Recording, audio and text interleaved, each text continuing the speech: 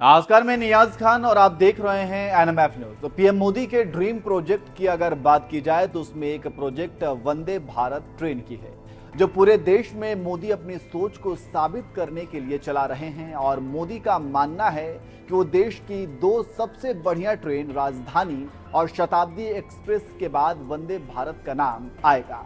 देखिए ये रिपोर्ट।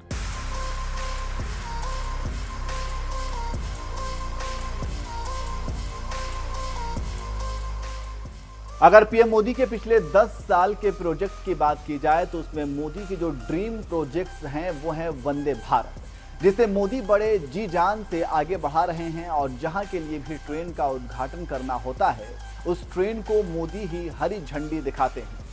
लेकिन इस बार ट्रेन की वजह से मोदी चर्चा में नहीं है। इस बार वंदे भारत बनाने वाली दो कंपनियां आपस में टकरा गई हैं। जी हां, खबरों के माने तो भारत और रूस के बीच वंदे भारत ट्रेनों के निर्माण से जुड़े एक संयुक्त उद्यम में हिस्सेदारी को लेकर विवाद बढ़ गया है। संयुक्त उद्यम में शामिल भारत की कंपनी चाहती है कि उसकी हिस्सेदारी अधिक हो और रूसी कंपनी इसके खिलाफ है, जिसे लेकर दोनों कंपनियों में झगड़े की नौबत आ गई है। भारत और रूस की कंपनियों वाले संयुक्त उद्यम ने 120 नई वंदे भारत ट्रेनों के निर्माण और अगले 35 सालों तक उनके रखरखाव के लिए 30,000 करोड़ का कॉन्ट्रैक्ट हासिल किया है। रूसी कंपनी मेट्रो वैगनमाश रूस की सबसे बड़ी ट्रांसपोर्ट इंजीनियरिंग कंपनी ट्रांसमैशो होल्डिंग का हिस्सा है। रूस की इस कंपनी को रेलवे के लिए रोलिंग स्टॉक के विकास, डिजाइन और निर्माण में विशेषज्ञता हासिल है। इस कंपनी ने भारत की सरकारी कंपनी रेल विकास निगम लिमिटेड RVNL के साथ मिलकर 120 वंदे भारत ट्रेनों के निर्माण का कॉन्ट्रैक्ट जीता है। न्यू इंडिया एक्सप्रेस की रिपोर्ट की माने तो कॉन्ट्रैक्ट हासिल करने वाले संयुक्त उद्यम में मेट्रो वैगनमाश की 80% और RVNL की 26% हिस्सेदारी है। भारत की कंपनी RVNL अब चाहती है कि उसे संयुक्त उद्यम में 69% की बड़ी हिस्सेदारी मिले। वो चाहती है कि रूसी कंपनी मेट्रो वैगनमाश की हिस्सेदारी घटाकर 26% कर दी जाए और तीसरे भागीदार लोकोमोटिव इलेक्ट्रॉनिक सिस्टम्स को 5% की हिस्सेदारी मिले।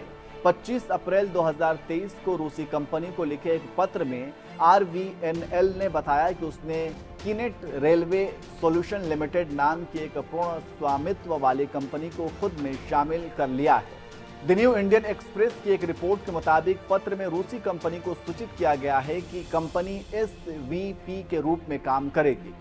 ये रेल मंत्रालय के साथ मैन्युफैक्चरिंग कम मेंटेनेंस एग्रीमेंट प्रोजेक्ट पर समझौता करेगी और फिर बाद में उसे लागू करेगी।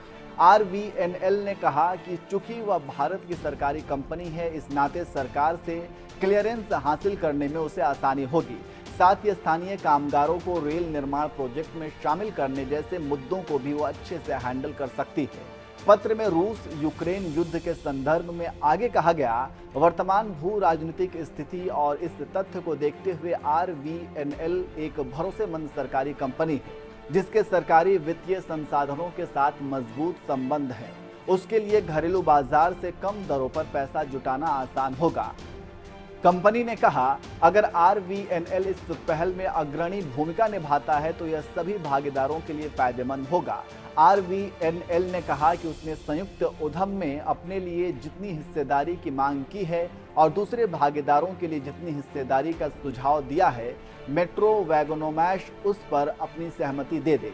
लेकिन रूसी कंपनी ने भारतीय सरकारी कंपनी के प्रस्ताव का विरोध किया है और अब इस मामले में रूसी सरकार के समक्ष उठाया है। अब देखना होगा कि इस मामले पर दोनों देशों की सरकारें क्या फैसला सुनाती हैं और क्या कंपनियों का झगड़ा सुलझता है या नहीं।